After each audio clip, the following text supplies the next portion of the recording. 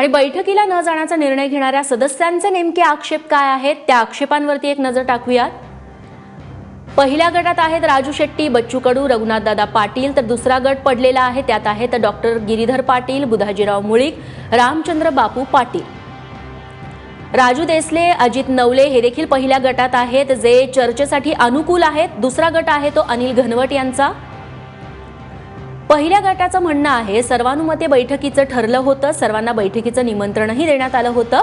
दुसऱ्या गटाचं म्हणणं आहे बैठकीचं निमंत्रण नव्हतं, परस्पर निर्णय घेतला गेला।